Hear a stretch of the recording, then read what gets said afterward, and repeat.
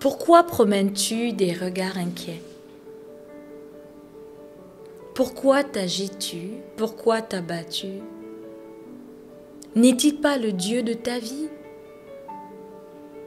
Oui, l'Éternel est le Dieu de ta vie. Alors ne t'inquiète pas. Ne t'inquiète pas. Ne panique pas. Mais parle à ton Père.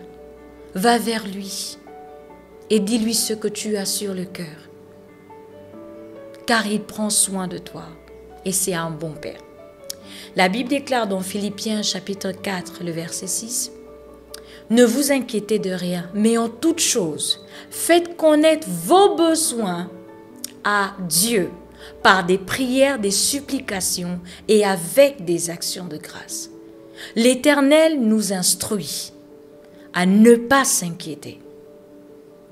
Ne pas s'inquiéter. Peu importe les besoins que nous avons, nous ne devons pas nous inquiéter.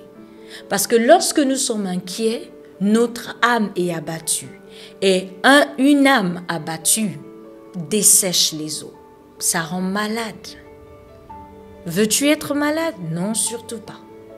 Alors que la joie de l'Éternel soit ta force.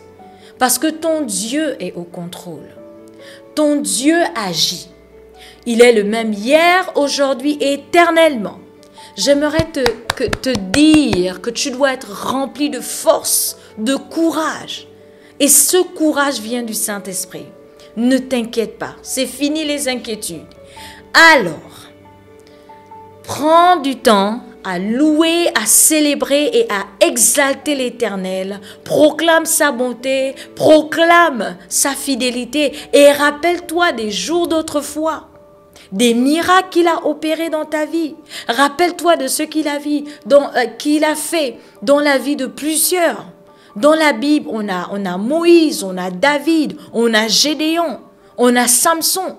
On a l'histoire du peuple d'Israël qui a été en esclavage pendant 400 ans, désespéré. Mais Dieu avait fait une promesse à Abraham. Et il a tenu cette promesse. Il a envoyé le libérateur Moïse.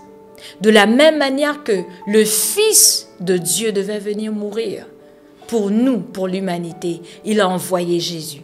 Quand il dit, il le fait. Alors arrête de t'inquiéter, arrête de promener des regards inquiets, car Dieu est au contrôle. Loue-le, célèbre-le.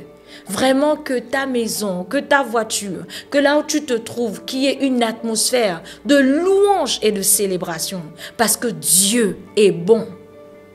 Et il est fidèle. Il prend soin de toi. Et il te surprendra. Alors garde la foi. Je veux voir le joli sourire que tu avais, qui avait disparu. Alors ramène-le. Ramène ce sourire. Alors moi, je te partage ce sourire. Le sourire de la confiance en Dieu. Alors je ne m'inquiète pas. Que Dieu te bénisse.